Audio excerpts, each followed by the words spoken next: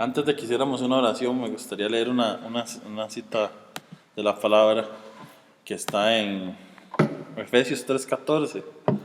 Y dice: por eso me arrodillo ante el Padre nuestro Señor Jesucristo, de quien toda la familia en el cielo y en la tierra es nombrada, para que os conceda, según las riquezas de su gloria, ser fortalecidos por su Espíritu en el hombre interior, para que Cristo habite en vuestros corazones por la fe, a fin de que, arraigados y cimentados en amor, podáis comprender con todos los santos cuál es la anchura, la longitud, la profundidad y la altura, y para conocer el amor de Cristo, que sobrepasa todo conocimiento, a fin de que seáis llenos de la plenitud de Dios. Hermano Luis, usted nos haría una oración para Amén. empezar. Claro que sí. Padre Celestial, en el nombre de Jesús te damos una vez más las gracias por permitirnos estar acá y compartir con los hermanos en sus hogares, con las hermanas y hermanos que nos escuchan. Señor, permite que esta palabra corra y sea glorificada, que sea edificación para la iglesia de Cristo. En el nombre de Jesús te lo pedimos, Padre. Amén y amén. Y amén. Bueno, hermanos, si quieren pueden abrir su palabra en el libro de Primera de Corintios, capítulo 13. Okay.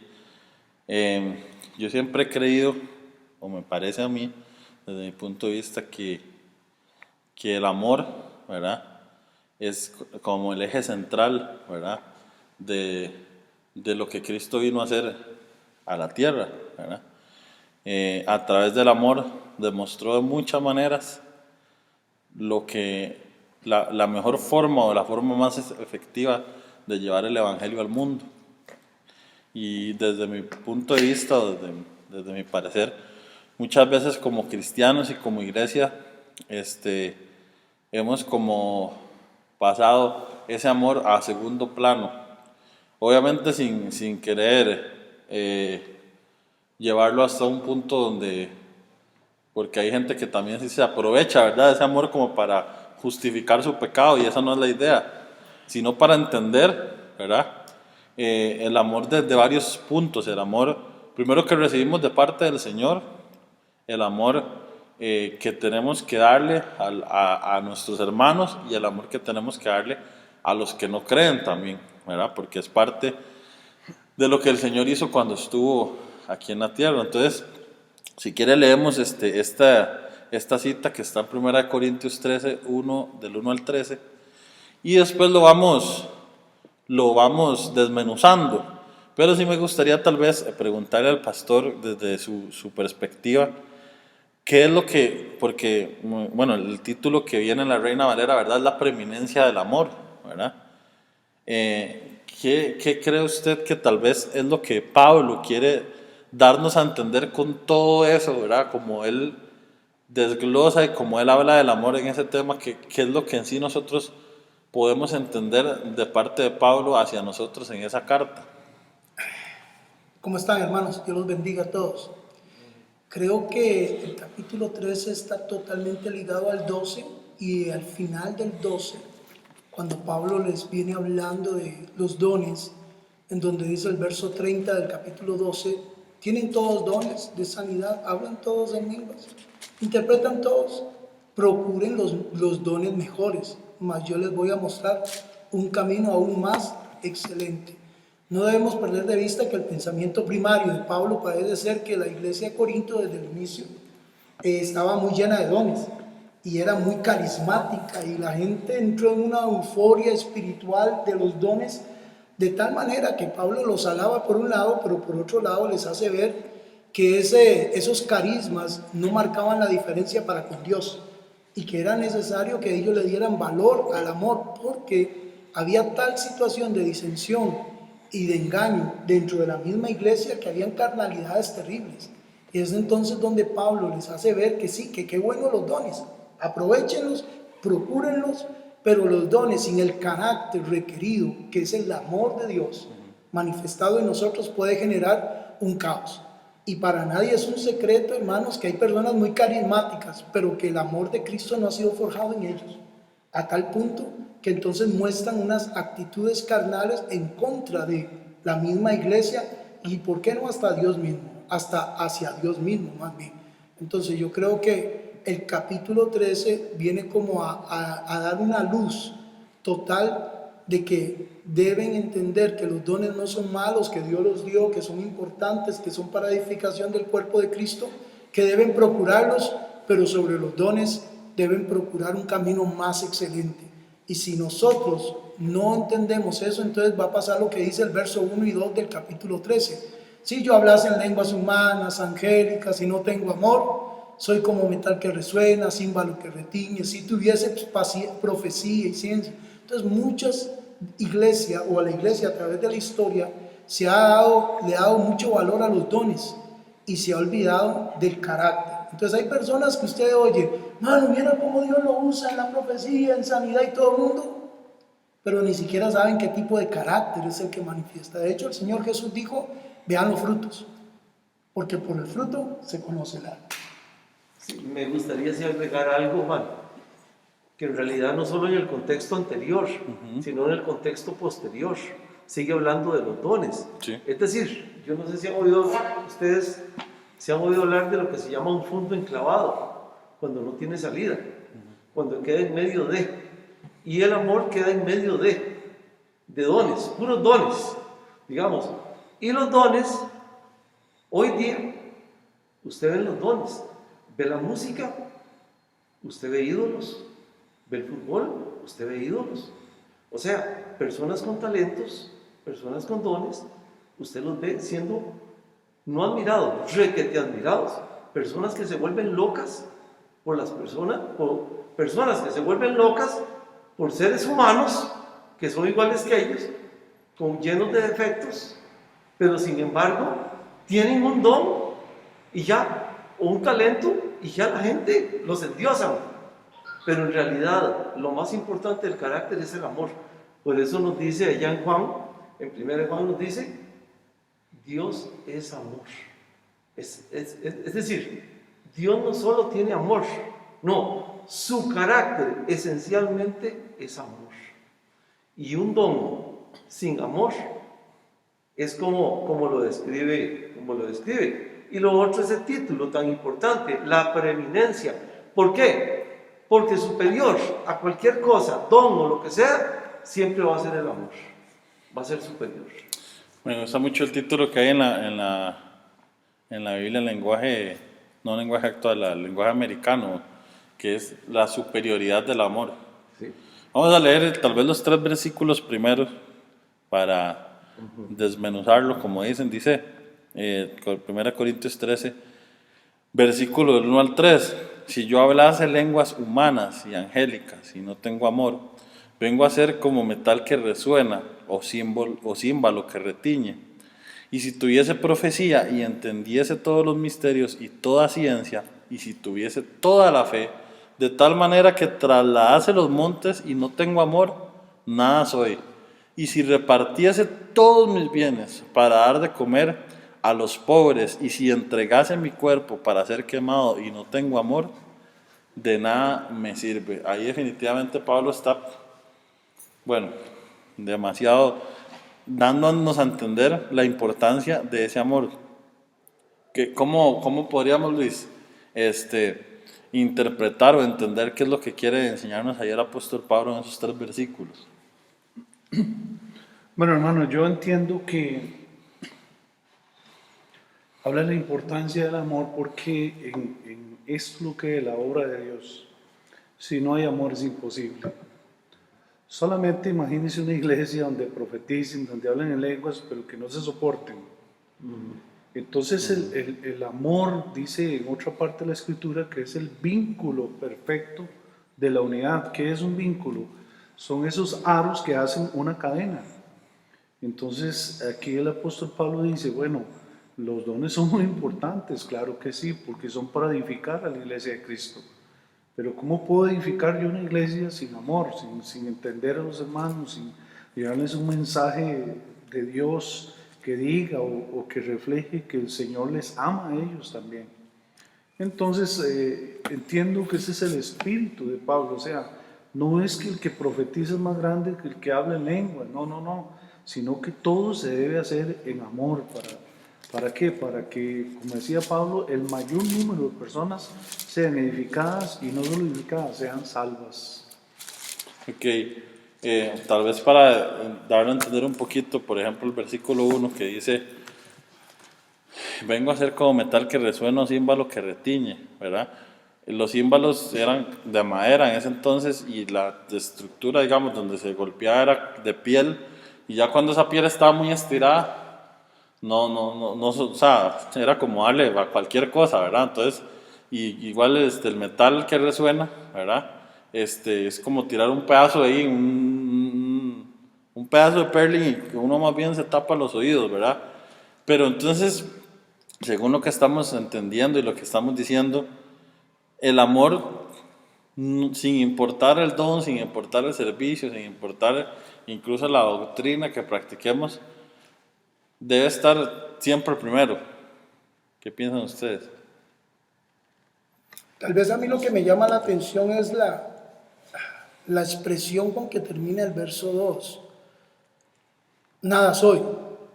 Y no se está refiriendo, o por lo menos hasta donde parece ser, o dar a entender, no sé si estoy interpretando mal la situación, pero casi que hace ver que en esencia aquella persona no simplemente no, tiene dones, pero esos dones son, digámosle, Dios le da dones a quien Él quiera. Digámosle, bien decía Víctor, hay futbolistas con talentos terribles, Sí, claro. hay gente, oradores, músicos, De todo. hay gente, pero eso no los hace mayor que nadie, sencillamente los hace que tienen un talento que Dios dio, pero que al final los vuelve un instrumento, pero no los hace personas diferentes. Ese nada soy es el que me llama la atención, porque muchas veces le damos más valor a esas cosas que al carácter. Y creo que de alguna manera Pablo está poniendo en perspectiva a toda la audiencia que va a leer esto para decirle, miren, eso no los determina a ustedes. Ustedes no van a ser determinados por eso. Ustedes tienen que ser determinados por el carácter que Cristo está forjando en sus vidas. Sea que profeticen o no, sea que hablen en lenguas o no, sea que tengan fe o ciencia, no, eso no es relevante en comparación al carácter. Porque ese nada soy, a mí me llama mucho la atención porque el mismo Pablo dice, justificados pues por la fe tenemos paz para con Dios. Y después habla en el verso de Romanos donde dice, porque el amor de Dios ha sido derramado en nuestros corazones. Entonces, Romanos 5:5. si ese amor no está en nosotros, no somos nada. No somos nada, porque al final lo que nos evidencia esa propiedad de quiénes somos en Dios es el amor de Dios que nos ha vinculado. Entonces, en la escritura bíblica, en la historia bíblica hay mucha gente con muchos talentos, pero que al final terminaron mal. Porque al final el talento es eso, Dios puede usar hasta una yegua. Sí. Y la usó un burro. Uh-huh. Entonces, eso no es tan relevante si eso no me está conduciendo a buscar el carácter de Cristo formado en mí. Hasta dijo que si quería podía usar unas piedras Exacto. y las hubiera usado, pero ese no es el asunto. Y yo entiendo la reiteración de lo que dice Henry con respecto al carácter. Porque hermanos, ¿qué importa qué hagamos? Podemos hacer las mejores obras del mundo, podemos hacer lo mejor y que la gente dice, wow, qué bien predica, qué bien canta, qué bien, cómo ora de lindo. Yo antes me maravillaba con una señora que hacía unas oraciones que como que bajaba no sé qué, ¿verdad? Pero en realidad ahí no es donde está el asunto. El asunto está en el carácter del que ora, el carácter del que canta, el carácter del que predica. ¿Cuál es ese carácter? Y dice que el elemento, digamos, superior, hay una superioridad en el amor. Ahora, una cosa que no hemos dicho y que quizás se va a preguntar la audiencia o que uno mismo se preguntaría es, ¿y qué es el amor? Porque en realidad, bueno, si nos ponemos a definir el amor, corremos corremos podemos correr con la desdicha que podemos destruir, digamos, el concepto. Entonces, ¿qué es lo que hace Pablo? ¿Qué es lo que hace Dios a través de Pablo? Describir el amor. Correcto. Porque si hace un conceptito, la podemos echar a perder. Entonces, hay una descripción. Pero sí, digamos, sí podemos tener parámetros acerca de lo que es el amor. Y el amor siempre va a ser esa persona que quiere lo mejor para los demás. Ese es el verdadero amor ágape, el que quiere lo mejor para los demás. Porque desgraciadamente nuestra naturaleza no es la de amar, ¿o sí? No, nuestra naturaleza es egoísta, es soberbia, es primero yo y luego yo y último yo. Pero ahí es donde me parece a mí que también sería bueno enfocarnos, ¿verdad? Sí. Me gustaría hablar un poquito de lo que es la definición lo más rápido posible. En el griego original, que es el idioma más exacto del mundo, hay 3 palabras que nosotros podríamos considerar para definir qué es el amor. Y esto nos sirve para pensar que hay un amor que viene de la carne, hay un amor que viene del alma y hay un amor que viene del espíritu. Explico. El amor de la carne, hay un amor en el griego que se llama eros, o el amor erótico, que es ese amor que se encuentra en el mundo de fornicar, de adulterar, de sexo, de sensualidad. Eso es muy a nivel de la carne. De hecho, en Gálatas capítulo 5 y 19, cuando habla de estas cosas, habla de que manifiestas son las obras de la carne, y entre ellas está fornicación, está adulterio, está un poco de cosas ahí que pertenecen a ese amor erótico, que es, digamos, cuando se ven las películas ahí, no sé si me permiten el término, que una persona le dice a la otra que le haga el amor. Bueno, está el otro tipo de amor que es el amor fileo. Fileo es un amor ya familiar, que es el amor que existe entre un padre, un hijo, una hija y su madre, o un amor familiar. Digamos, es un amor que, digamos, que me identifica a mí con los hermanos en la iglesia. Yo digo, yo amo mucho a este hermano, yo amo mucho a mi familia, yo amo a mi esposo. Ese es un amor filial. Y está el amor superior que me parece a mí, si no estoy equivocado, que es este amor del que habla Pablo. Y este amor es definido como ágape, que es el amor de Dios, que es un amor que dice Romanos 5:5, que el amor de Dios ha sido derramado en nuestros corazones. Es ese amor que es a pesar de, te amo a pesar de que me fallaste, te amo a pesar de que tienes errores, te amo a pesar de tal cosa, tal cuestión. Y si ustedes, queridos hermanos, lo analizan, Dios nos ama a pesar de cuántos errores tiene Luis Brizuela, cuántas tonteras hace o ha hecho o hará Luis Brizuela, y aún así Dios le sigue amando. Y para terminar este comentario, queridos hermanos, hay gente que dice, es que a mí Dios no me ama. Y la duda se disipa cuando pensamos que ya Dios no tiene que demostrar que Él nos ama, porque ya lo demostró a través de su Hijo en la cruz del Calvario. Termino con esto, San Juan 3:16, porque de tal manera amó Dios al mundo, con amor ágape, a pesar de que dio a su Hijo unigénito, para que todo aquel que en Él crea no se pierda, mas tenga vida eterna. Sí, nada más, bueno, yo iba a tocar ese punto que está mencionando Luis, pero yo sí creo, digamos, que no, digamos, el amor eros no es malo. No, o sea, más bien la fornicación y todas esas cosas no es amor, ¿verdad? Sino es pecado, ¿verdad? Pero no es que sea malo, digamos, simplemente es amor entre un hombre y una mujer, ¿verdad? Entre la pareja, sí, no es que sea malo. Dentro del matrimonio. Sí, por eso, pero es que si no fuera, lo otro no es amor, digamos, es otra cosa. Yo tengo un pensamiento de ese tipo de concepto y me parece bien lo que dice Luis.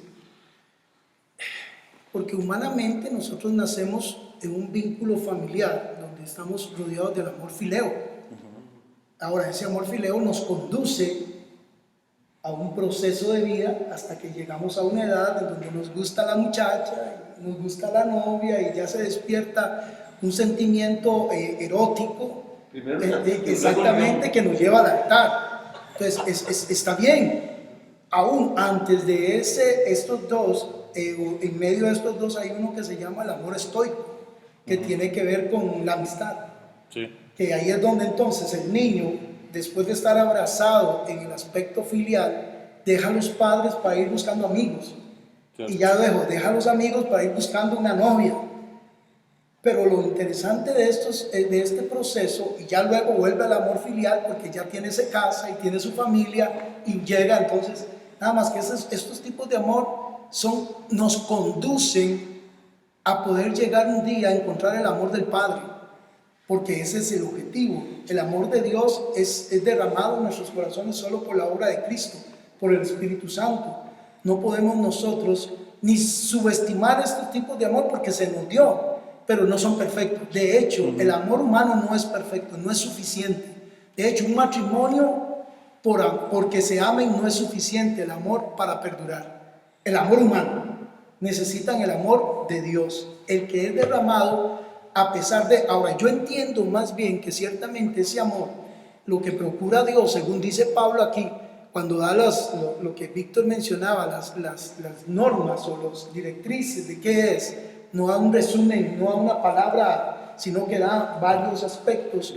Casi que nos está diciendo, el objetivo de Dios es que nosotros crezcamos en pro a ese amor, sufrirlo todo, amarlo todo, esperarlo todo, hasta el punto que el carácter de Cristo se forme en nosotros y dejemos lo que es de niño para entrar en una madurez tanto espiritual. Entonces, ¿qué sucede? Que muchas veces, cuando hablamos del amor de Dios, en un cierto punto comparto con Luis, pero hay algo que tal vez quiero dar desde mi opinión, porque tal vez muchas veces estamos tan empapados del romanticismo, del amor humano, que cuando oímos Dios me ama, pasar de, muy poca gente deduce que ese amor muchas veces castiga. Claro. Muy poca gente dice, no, Dios me ama, sí, pero no ligan el concepto de disciplina. Es parte de ese amor. Es parte. Hebreos nos dice que Dios al que ama, disciplina. Así que, entonces, porque si queda el contexto de Dios me ama a pesar de, y no traigo a la memoria que ese amor se muestra a tal nivel que por el mismo amor que Dios nos tiene, nos disciplina, entonces podemos correr el riesgo de ese amor tan puro, ágape, llevarlo a un sentimiento romántico. Exacto.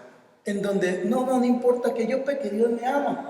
No, Dios me ama, pero llega un momento donde Dios va a corregir mi vida. Es como cuando el papá le decía a uno, lo voy a fajear porque lo amo, y uno, como que, ¿qué sabes qué le pasa? ¿Verdad?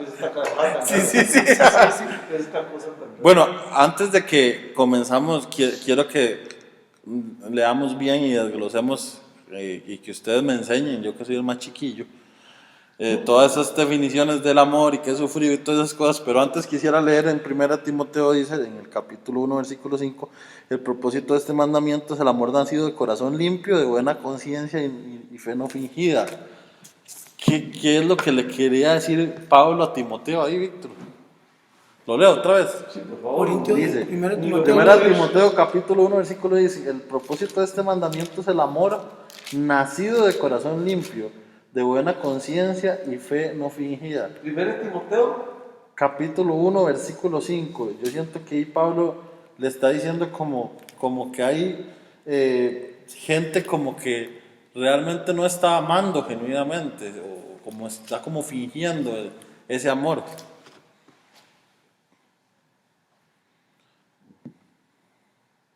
Bueno, tal vez quizás lo que logro rescatar de aquí es que, es decir, bueno, si lo hago práctico, ¿verdad? Voy a hacerlo práctico.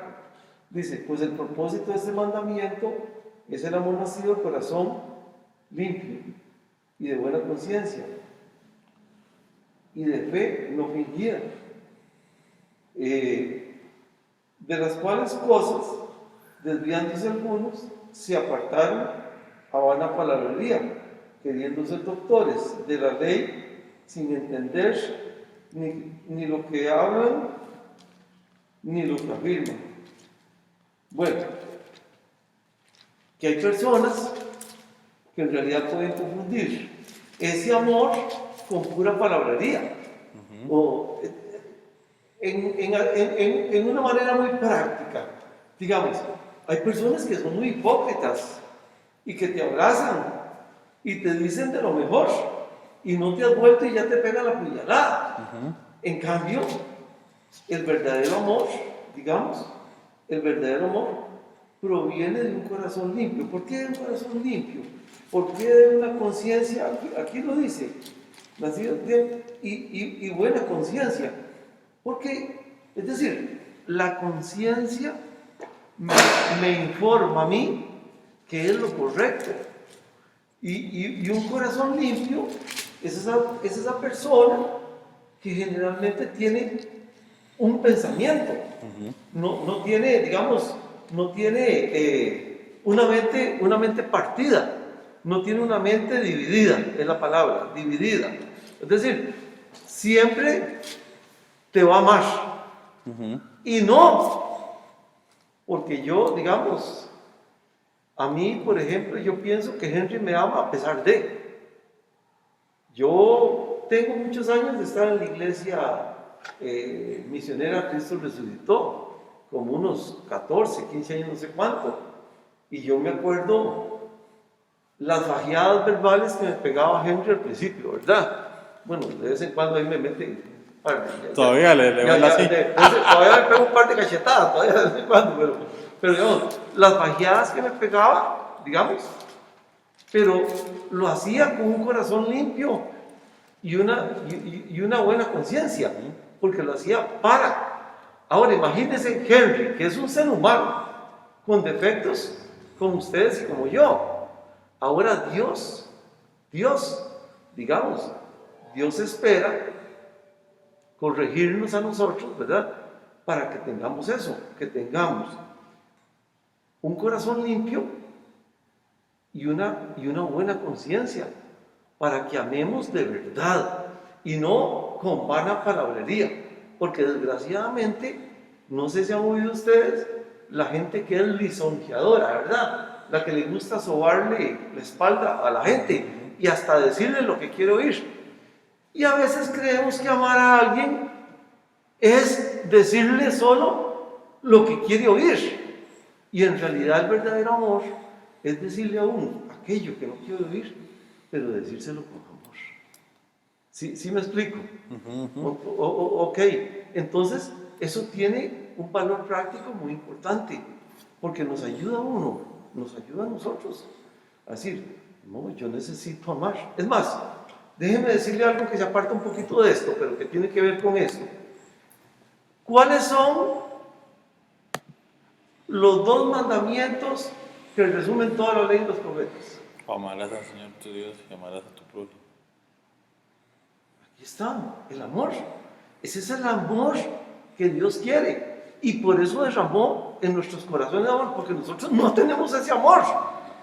Nosotros, digamos, por nosotros mismos nunca llegábamos a tener un amor, jamás el amor de Dios. Sí, nunca. Ok, es más, 1 Corintios 13 es el amor de Cristo, el amor de Dios. Eso es 1 Corintios 13. Ahora, porque nosotros nunca llegaríamos a esa estatura, entonces no tenemos que intentarlo. No, al contrario, Dios derrama a nosotros ese amor para que nosotros lo hagamos de una manera, con conciencia limpia, con un corazón limpio, con buena conciencia y con una fe fungida. Ok. Vamos a leer aquí en 1 Corintios desde el capítulo 13 del 4 al 7. Ok. Porque a mí me da mucha risa porque hay una película que me gusta mucho que se llama A Walk to Remember. Ahí el profesor en inglés se pronuncia mejor, ¿verdad? Un camino para recordar. Y es una muchacha ahí que está enferma y no sé qué. Y en una parte de esas películas románticas, ¿verdad? Le dice esto al muchacho antes de morirse, ¿verdad? Pero ciertamente, como decía Víctor, nunca vamos a poder, aunque es nuestra meta, ¿verdad? Nuestra meta. Pero nunca vamos a poder llegar a amar como Cristo nos amó, ¿verdad? Al grado de dar su vida por nosotros, y no en cualquier muerte, sino en la muerte de cruz, ¿verdad? Que era la peor de todas. Pero creo que tal vez lo que yo quiero que debemos entender con esto y que lo expliquemos es porque puede ser que yo no tenga problemas con la envidia, ¿verdad? Sí. Pero puede ser que tengo problemas con hacer lo indebido. O el chisme. Exactamente.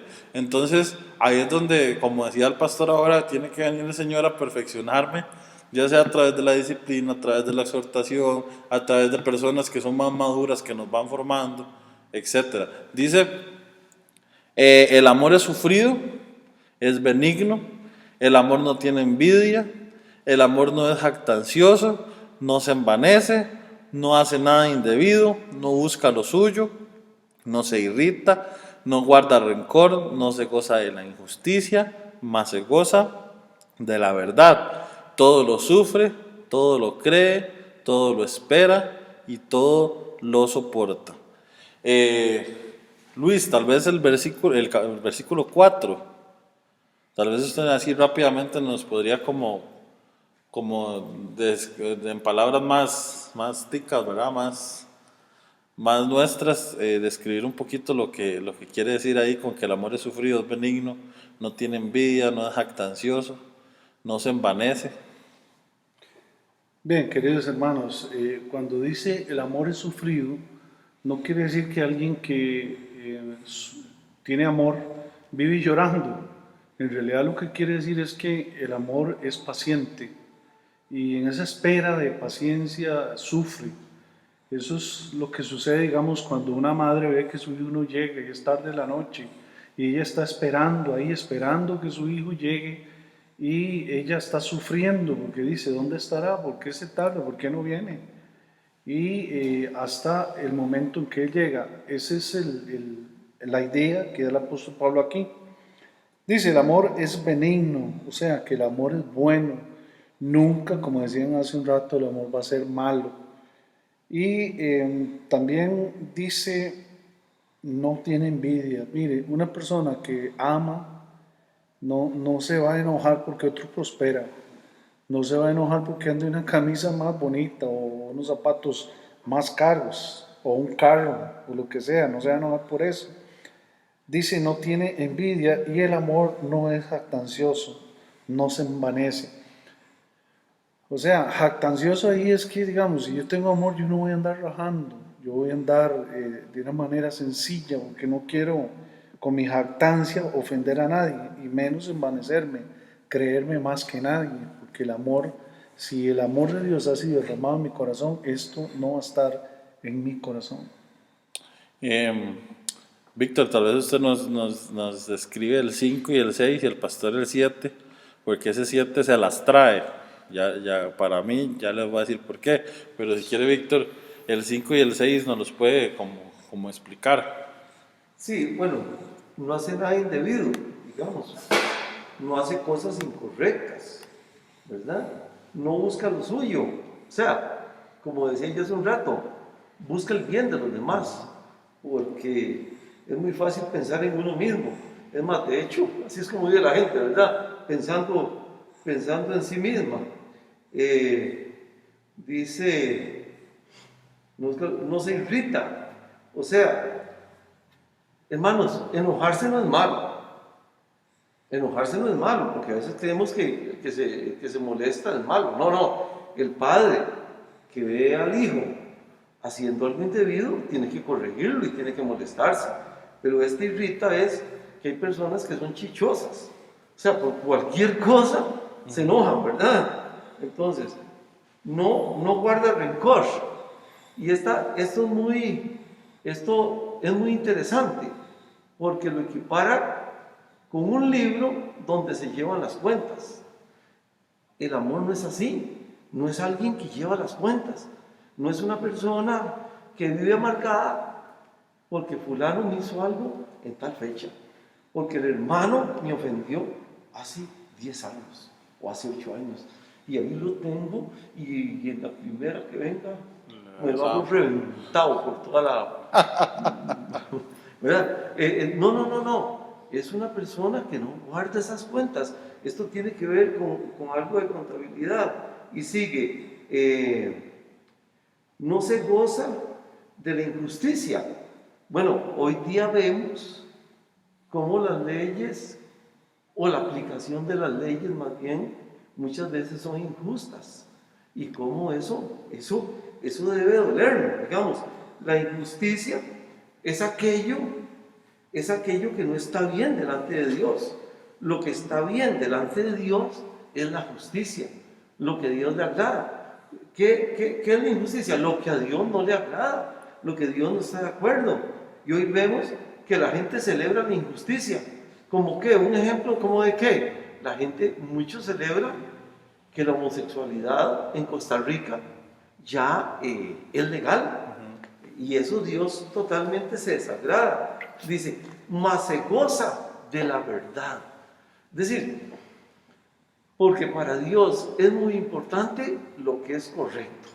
Lo que es correcto. Lo que es correcto no con los parámetros de este mundo, no con los valores de este mundo, sino con los parámetros de Dios. Y para saber cuáles son las verdades, yo tengo que instruirme con la palabra de Dios. Ok.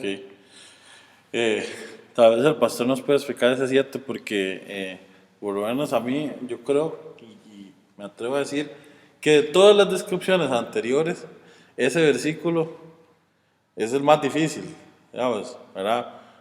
Porque dice todo lo sufre, todo lo cree, todo lo espera y todo lo soporta. Y me gustó mucho la descripción que hizo ahora de esas fases del amor. Llegamos a conocer el amor de Cristo, pero en cierta forma deberíamos aplicar ese amor hacia esos otros tipos de amor. Digamos, yo debo amar a mis amigos como Cristo me amó a mí, debo amar a mi prójimo, como decía usted ahora, como Cristo me amó a mí, ¿verdad? Entonces, pero eso no significa tampoco que uno debe permitir todo, ¿verdad? Entonces a la señora que el marido se le está sopapeando, así es que todo lo sufre y todo, ¿verdad? No, entonces, pastor. Bueno, quiero arrancar con el verso 3 por una razón, porque cuando dice, y si repartiese todos mis bienes para dar de comer a los pobres, y si entregase mi cuerpo para ser quemado y no tengo amor, de nada me sirve. Me llama mucho la atención ese texto en medio de todo lo que viene hablando, porque nosotros muchas veces consideramos amor a dar algo, a dar alguna ayuda. Y me llama la atención que aún Pablo dice, si yo diera de comer a los pobres y no tengo amor, es posible yo dar de comer sin tener amor. Es posible yo dar hasta mi cuerpo, dice, por ser quemado en un acto heroico. Claro. Entonces, ¿por qué digo esto? Porque cuando ya entra el verso 4 en adelante, se está refiriendo a un estilo de vida en la nueva vida en Cristo Jesús. Ya no es un acto único, heroico o una acción de una buena obra en el tiempo, sino es un estilo de vida en donde es sufrido, es benigno, no es jactancioso, no se envanece, no se irrita. Entonces es un acto, ¿por qué? Porque el amor en realidad es una constante hasta que nos lleva a un perdernos a nosotros mismos para ganar a Cristo. De hecho, Cristo, su acto de la cruz fue único, pero Él dice, tomen su cruz y síganme. Entonces, Jesús pasó toda su vida negándose para alcanzar o para desarrollar el amor que Él era. Ahora, ¿qué sucede? Que cuando dice todo, para mi criterio, esos todos no se está refiriendo a que yo tengo que soportarlo todo, sufrirlo todo. Está hablando de que hay un nivel en el amor en donde ya yo no le pongo límites a lo que Dios quiere hacer en mi vida, simplemente amplío mi corazón más allá de lo que yo pienso, creo, imagino. Y hay momentos donde Dios nos permite sufrir, pero el amor de Dios es más que suficiente para yo estar tranquilo. Hay momentos donde Dios nos permite pasar momentos difíciles, o bien en donde yo no entiendo lo que está pasando, pero yo lo creo. Dios lo dijo, Yo lo creo. aunque yo no lo entienda.